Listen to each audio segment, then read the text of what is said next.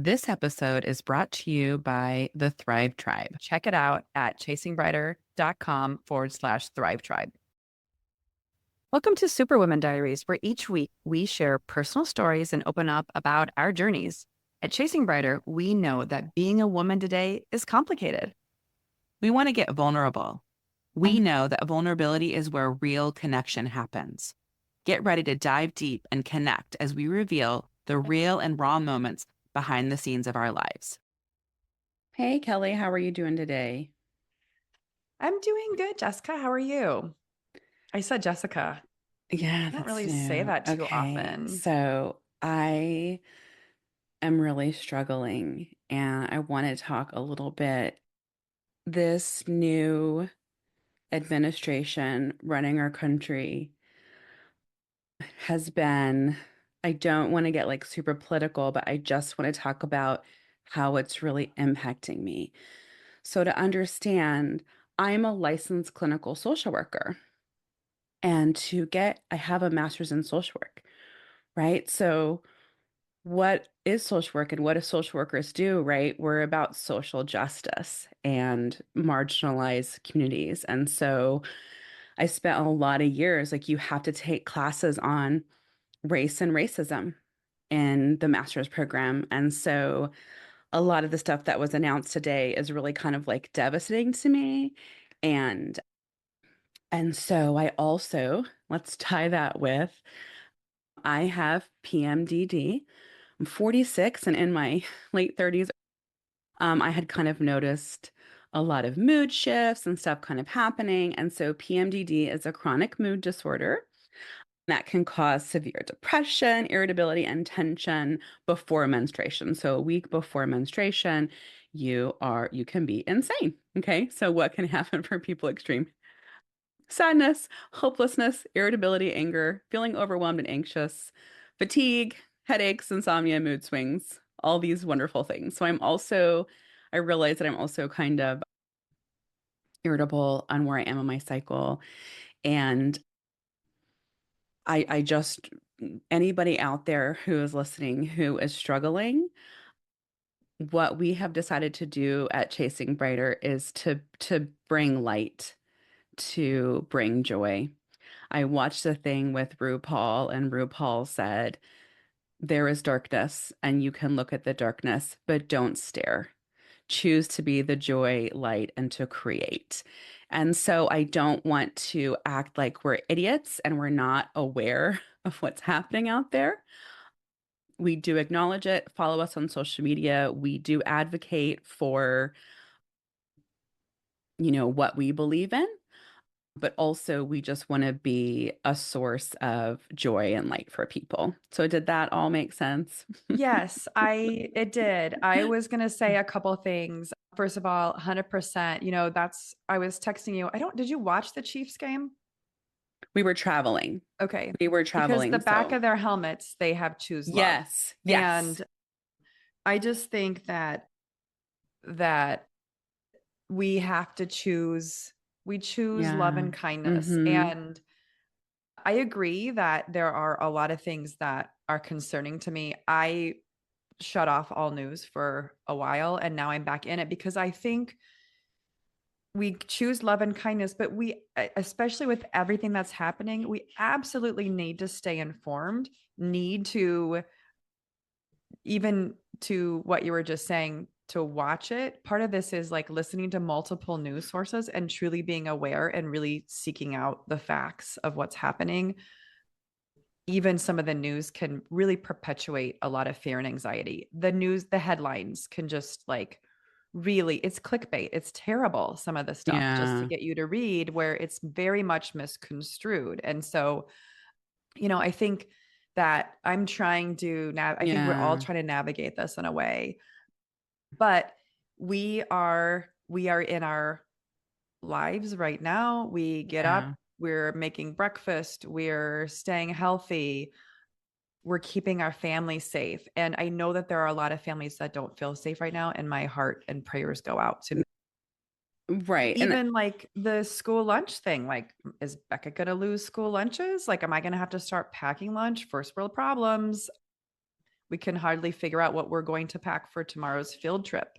Right. I've been advised Walgreens has apparently some snack packs with salami and crackers, Yeah. and they are not the things that I have in my house, Jesse, are apparently not at that level. I was like, we have club crackers, we have Ritz. Nope, that's not it. So how am I going to deal with that on a daily basis if I have to pack lunches? Yeah. Anyway, Yeah. so I agree. Choose love and kindness. Right. It reminds me though too, like when we talk about that balance of wanting to put our head in the sand, staying informed, all of that kind of stuff. It reminds me of poem, that poem First They Came by Pastor Martin. I'm gonna butcher his name. I don't know, Niemöller. Where it's kind of like first they came for the communists, I didn't speak out because I wasn't communist, and they came out for socialists, I didn't speak out because I'm not a socialist, right? And then it goes on, and then they came for me, and there was no one left to speak out for me. Mm-hmm. And so I do think this is an opportunity to become an advocate and look at how you can use your own influence, and whether that is donating to causes that you care about or kind of looking at what's in your sphere. I encourage my clients to look locally. What are grassroots efforts for you locally that you can volunteer and find causes that are important to you? And so there is ways that even though we may feel helpless or hopeless, there are things in our area where we can help. You know what I mean? There are things that we can do. We do have influence somewhere, whether it's donating, helping, volunteering, if that makes sense. Again. I think that's really great. And I think maybe that's what we can start to really add as a theme for the next several weeks slash months is thinking Mm-hmm. about ways to help Years. folks get involved and or years. Yes. Mm-hmm. Yeah. So we can feel like we're helping contribute and make an impact. Mm-hmm. And I think in the meantime too, really about choosing to be joyful and choosing love and kindness and choosing things that we can dwell on. I had a kind of a chuckle this week. I was reading an article about a woman who like lives in Canada, and she Mm-hmm. was like, there's a lot of snow, snow, snow, snow, snow, snow, snow. And I was like, oh man, like I miss snow. We don't get snow right now. We have not had snow for a couple years. We have not had more than a handful of inches. It melts off in the city. And she quoted this phrase that I thought was really funny, which is to tie this all back. If you choose not to find joy in the snow, you will have less joy in your life, but still the same amount of snow. And so it's kind of that way with everything else Yeah. we're doing, right? Which is Mm-hmm. like you can choose to like not find joy in your life. The world is still happening around you. Yeah. And you can choose to Yeah. find those joyful moments or you can choose unjoyful. We at Chasing Broader are choosing joy. Yeah. Yeah. And I think one of the ways that you're choosing joy is you guys are getting a pool table. That I sounds so hope that fun. the power drill in the background doesn't get picked up. So, Mm. yeah, we are, everybody in their homes. It's always a work in progress. And we are finally setting up a little bit more of a game room in our family Mm-hmm. room. I'm not Yeah. sure how the couch is going to work because we did get a giant couch that might start to Wait, a impede different on couch this thing. or the same No, couch? but But I just the love the same couch you have. couch. You know what I like to Yes. call it? I like to call it a mega den. And so I call our front rooms the mega den. So if you look up like mega dens, it's really inspiring for So game we room we got a situation. pool table. We went to a pool table or like a pools and spa Hmm. place, and I was just like, let's just order one on Wayfair. Who cares? And Brian was like, no, it needs to be slate, blah blah blah. So apparently that's a thing. Again, we Hmm. never had pool tables growing up. We went to Yeah, they places that have had like them. slate in it. Like I don't, It's a single yeah. piece. And Hmm. actually, so they actually glue the felt on the pool table Yeah. when they come here. They have to do the Okay. leveling. They're doing all the Hmm. things. That's like Yeah. the pool table. And we got that attachment or add on to do a ping pong table. I wanted a separate ping pong table, but that has since been vetoed. However, tomorrow I'm getting my dartboard. I ordered a dartboard off Wayfair, which I was Yeah. very excited about. So we're getting some fun things. I think we're it's winter in Chicago. A lot of times we're staying in, trying to Yeah. find activities to do as a family Yeah. as well. So I think it should be a lot of fun. It's fun. Looking We forward to it. did. We have like a pool table and an air hockey Yeah, you table guys have, yes. upstairs, shuffleboard. I'd like to move the shuffleboard back downstairs, but Justin's like vetoing that. But so Dominic wanted for Christmas a little over the door basketball hoop. So Gabby got that for him for Christmas. And it's actually like really Is it still substantial. assembled? Is the net still It's, intact yeah, it's at this really, moment? really substantial, Oh, like that's good. very nice. I don't know if it's like a hardcore plexiglass or it's actually glass. And so our front door is, I don't know, 8 or 9 feet high.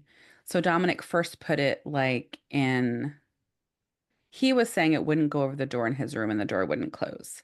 So he had it over like the pantry door, and then everyone was kind of playing in the kitchen area.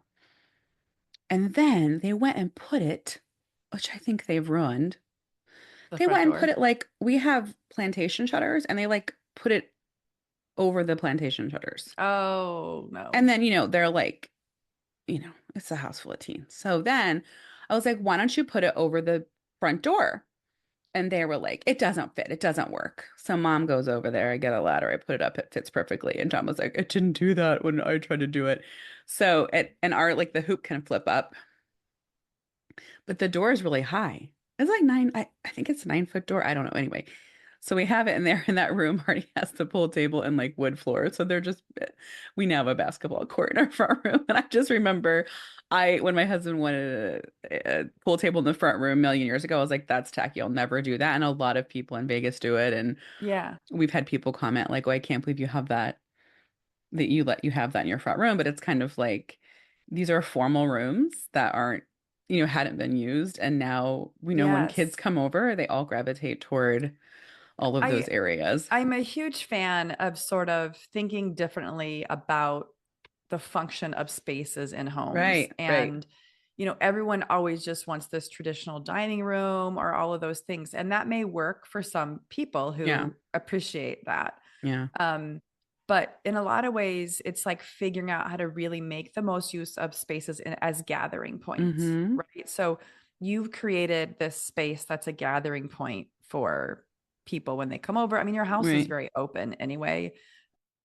So I think it's cool. I appreciate it. We don't have a formal dining room, and we turned the dining room in our house into another sitting area, Yeah. and that works for us. And again, how can you enjoy your space more and have joy?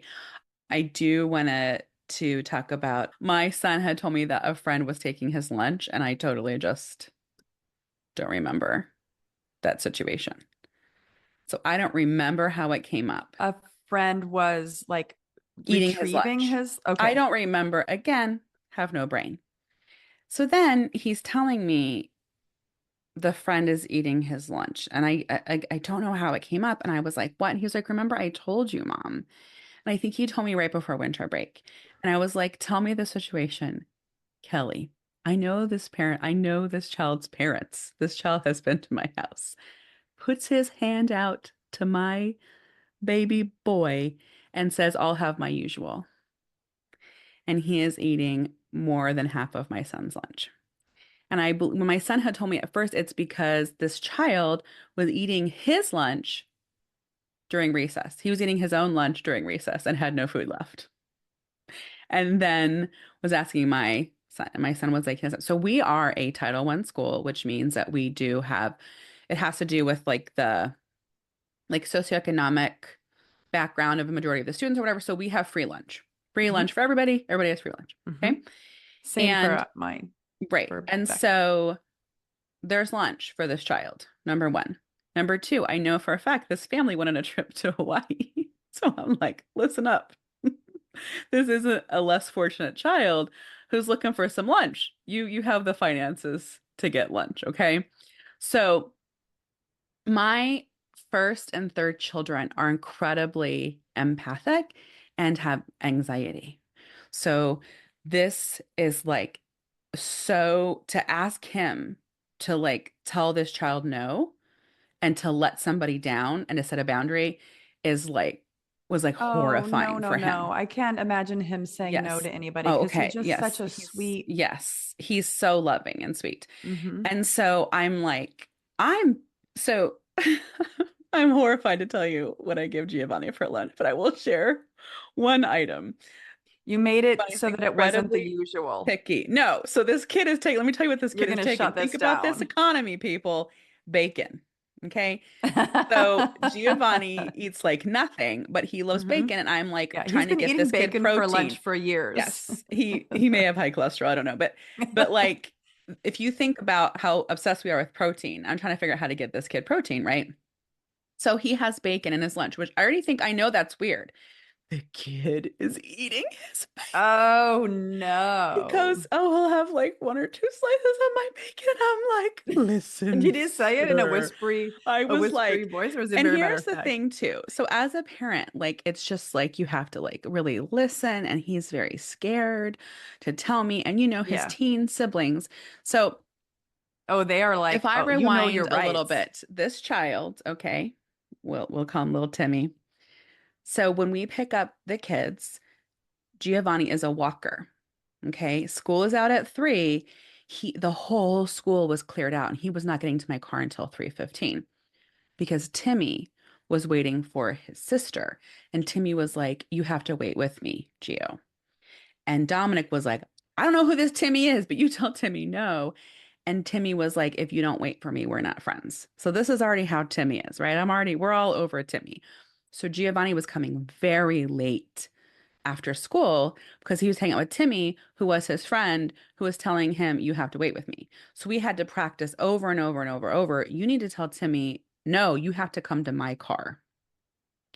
So I already know it's one of those kids that has that like relational aggression that like, you know what I mean? Like you're friends with me, then you can't be friends with that person. Like he's already like some drama. Mm, Okay. okay. So Timmy is dead to Dominic. Dominic's already like, "Yo, that's not a real friend." He's always like yelling. And so it was a huge deal to get Giovanni to set boundaries and tell Timmy, "I have to go to my car." Okay.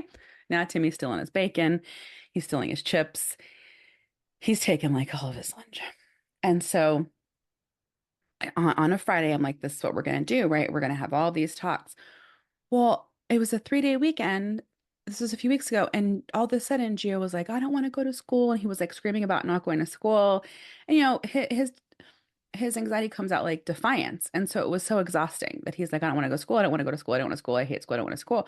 And then, hello, ding, ding, ding. He doesn't want to go to school because of this confrontation with Timmy about telling him he can't have his lunch.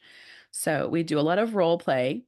And I'm like really funny. And I'm like, "Okay, you want to be Timmy or are you going to be you?" And he's like, "Okay." And so I was Gio. And he goes, "I'll have my usual." And I go, "Here's what I have for you." And I pretend to get on my back and I hold my fist up and I go, "I got a knuckle sandwich." And he's like laughing so hard. And then but he had to dig in my lunch bag. And I go, like, I pull out my middle finger and I'm like, "Here's what I brought you today, Timmy." And I mean, he's just like dying laughing and we're like making jokes about it. And then he decided he wanted to like, my mom found out because I come home because that's what was happening is he was so hungry after school and I was like, "Do you have any lunch left?" and everything. And so he was like, I'm going to tell him that my mom found out and you can't have my lunch." So he goes to school. He tells Timmy, "You can't have my lunch because my mom found out and I'll get in trouble." And Timmy doesn't respect boundaries and asks all kind of boundaries. And then Timmy says, "Okay, go get me a tahine packet at the other table," because they have tahine at school. They have little tahine packets. And I'm like, it's like he had to establish his dominance. You know what I mean? By like, "Okay, not get my lunch, but go get me that Is tahine Timmy packet." also a younger Yeah, sibling of older he's two. siblings? He has Okay. a middle school. And so I was just like, Dominic was like, "You tell him, get your own tahine packet." Like we're like freaking out. You have Okay, tahine day packets at two. school? Yes, Wow, yes, that's fancy. yes. And so okay, so then day two. Day two, the kid is like, so then Gio still has anxiety, like pack stuff he doesn't like, send all this food, like give me a different lunch, like so much anxiety. So then he goes the next day and he goes, "Oh, you have sun chips. I've never had sun chips before. Please, please, please. I pinky promise if you give me your sun chips, I'll never ask for your lunch ever again. Okay. So Gio gives him his sun chips. Then day three, nothing. Day four, he says, I've never had Go-Gurt. Can you, this time I promise, I double pinky promise. I double pinky promise. If you give me your yogurt, I'll never ask for your lunch again. And Gio was like, and if you ask again, we won't be friends anymore. So this is week two we're in of the lunch saga. And I saw every time I see the kid, because Gabby and I volunteer and make copies at school, I want to go in the lunchroom and I want to go to that kid. I want to be like, listen, if I hear that you take, right. So Did you watched Good Girls for a little while? Did just you the watch like the first two or three scene episodes. where the kid was being bullied and then the mom brings in this like assassin guy? I don't And know. like it was I really remember. funny. Yes, that's how I feel. And so, But because, yeah. Dominic, I wish, Dominic, I'm like, Dominic, go find him because Dominic doesn't care. So I prep him again and everything. And he's like, well, he said, double pinky promise, blah, blah, blah. And so I'm just been kind of monitoring it and seeing how it goes. But I think one of the things that we forget a lot of times as parents is one, if a kid says something to us, make sure that we're not triggered or angry or like screaming at the kid. And then can you have compassion to where he's coming from and not like yell at him or scold him, but realize like for him to disappoint, like he's a people pleaser, right? And to disappoint somebody and to say no is really scary. So we're working on it. I just finished the book Good Inside, which Oh, is such a nice ah, parenting book. I think, especially for parents of younger school age children or elementary age children, I would say. But the one thing that I really appreciated about the book was really trying to talk to your kid at their level in a way that they feel they can feel safe and yeah. be vulnerable in a way that they don't feel like they're going to be judged. And so it's Mm-hmm. great that he told you that. And I think it's Yeah. really great that you're working with him on a lot of the book was about role play, Yeah.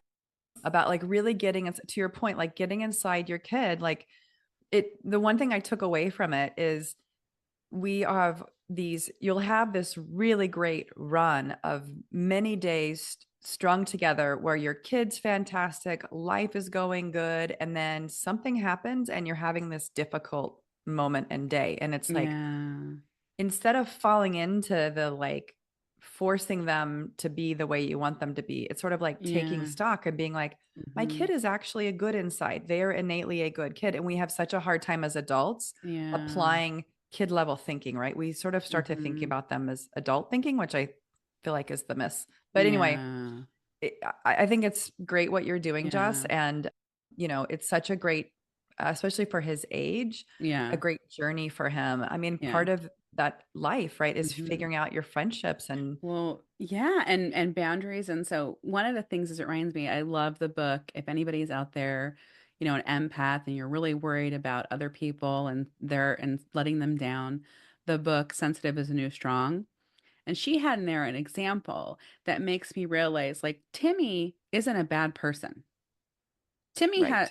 has no idea that this is negatively impacting Giovanni. He has no, Correct. possibly, right? Has no idea this makes Gio hungry. It makes Gio sad. He doesn't want to do it anymore. Because that was the whole thing. When I talked to Giovanni, he didn't want to share his lunch. He Yeah. didn't like giving his lunch. He didn't want to do that. He didn't feel good doing that. But Timmy has no idea. So that's what we had to talk about, where it's like, you've created this situation. I didn't say it like this, Timmy. You've created this situation where your friend thinks this is what the deal is.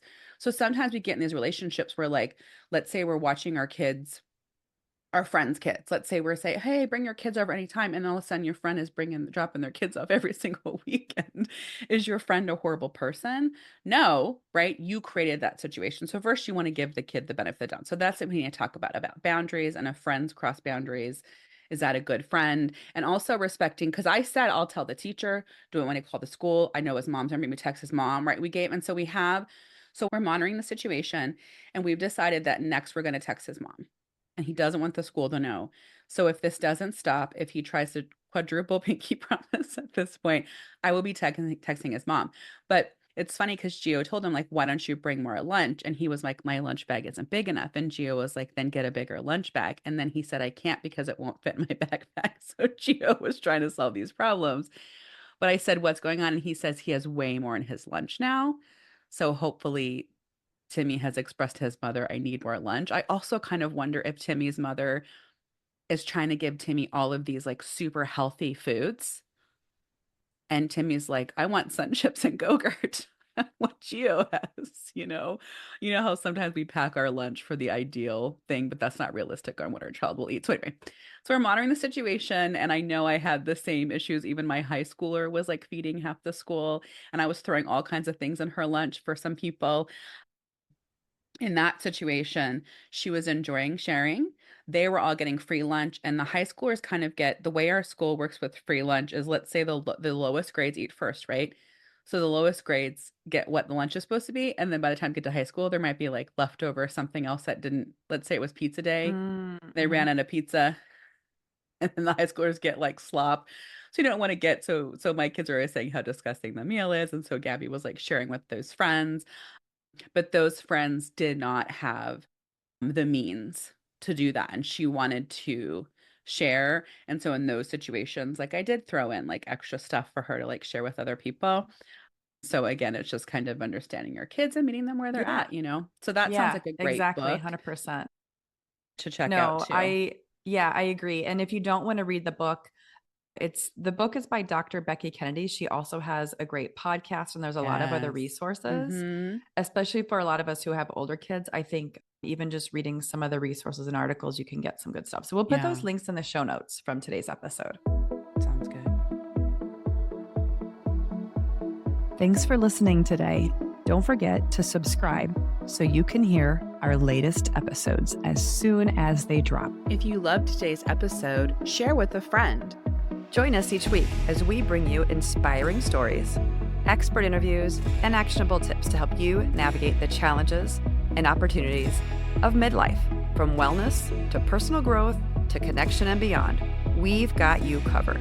We are passionate about helping you live your brightest, most fulfilling life. Together, we'll explore new ways to thrive and grow, ensuring that your midlife journey is full of joy, purpose, and endless possibilities. Are you ready to chase brighter days ahead? Subscribe to Chasing Brighter now, and let's embark on this exciting journey together. Find us on Instagram, Facebook at Chasing Brighter, or check out our blog at chasingbrighter.com and follow us. If you want to know more about Kelly and I, read our blogs, find more tips, tools, and resources, check that out at chasingbrighter.com. Thanks. Remember, your best life is just a listen away.